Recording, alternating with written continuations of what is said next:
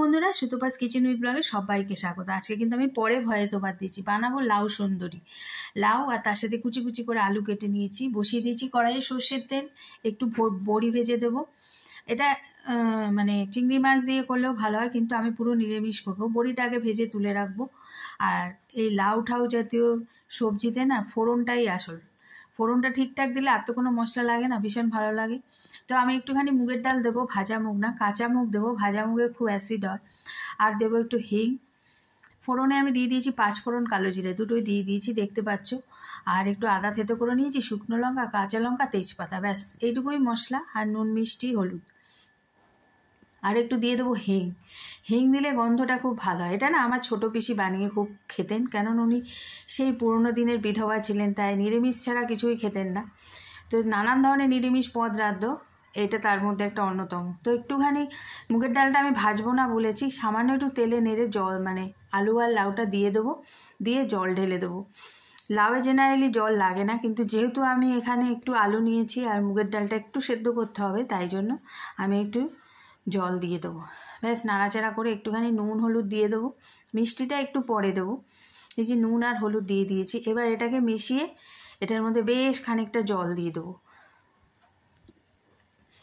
জল লাউ দিয়ে তো এমনি জল বেরোয়, তারপর আমি খানিকটা জল দেবো, কেননা একটুখানি লাটাঘাটা হবে আর আলুটা সিদ্ধ হওয়ার ব্যাপার আছে, ডালটাও সিদ্ধ হবে। একটুখানি টমেটো দিয়ে দিলাম, একটা টমেটো একটুখানি কেটে দিয়ে দিলাম, আটিটা ফেলে দিই, আমি আটিটা খাই না বলে। তো এবারে এটাকে নাড়াচাড়া করে লাস্টে কিন্তু আমি এটাতে একটু গরম মশলা দেবো হয়ে এলে। তোমরা যদি ধনেপাতা থাকে দিতে পারো, আরও ভালো লাগবে। আমার কাছে ধনেপাতা নেই বলে দিতে পারলাম না, আমি গরম মশলা দেবো। তবে গরম মশলা দিয়েও খুব ভালো লাগে, দুরকম করেই পিসি খাওয়াতেন, তাই জন্য আমি গরম মশলাটাই দেবো, ধনেপাতা নেই বলে। তো এবার এটা একটুখানি ফুটবে, বেশ খানিক্ষণ ফুটলে পরে আবার এই যে ফুটে এসছে খানিকটা, এই সময় কিন্তু আমি একটুখানি আখি গুড়ের গুঁড়ো দিয়ে দিলাম, মিষ্টি। নুনটা আমি দেখে নিয়েছি, স্বাদ মতো নুন মিষ্টি হয়ে গেছে। এবার কিন্তু বেশ খানিকটা ফুটে এলে এই যে এই সময় একটু জল থাকতে থাকতে আমি বড়িগুলো দিয়ে দেবো, কেননা বড়িগুলোতে একটু রস ঢুকলে তবেই খেতে ভালো লাগে। তো বড়িটা নাড়াচাড়া করে, তোমরা যদি চাও না এর মধ্যে যদি কারোর মানে অ্যালাউ থাকে তাহলে একটু দুধ দিতে পারো, আরও ভালো লাগবে। তো এই যে আমি লাস্টে একটু গরম মশলা দিয়ে দিলাম, ভীষণ ভালো লাগবে খেতে।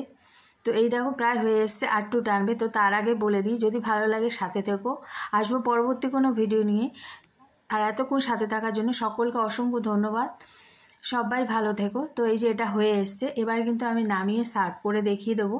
তো দেখো একদম টেনে গেছে, আর বড়িগুলো আদা ভাঙা, আদা আস্ত থাকবে, রস ঢুকে গেছে, ভীষণ ভালো খেতে হয়। একবার বানিয়ে ট্রাই করতে পারো। আজ আসি, টাটা, সবাই ভালো থেকো। তো ভালো লাগলে সাথে থেকো।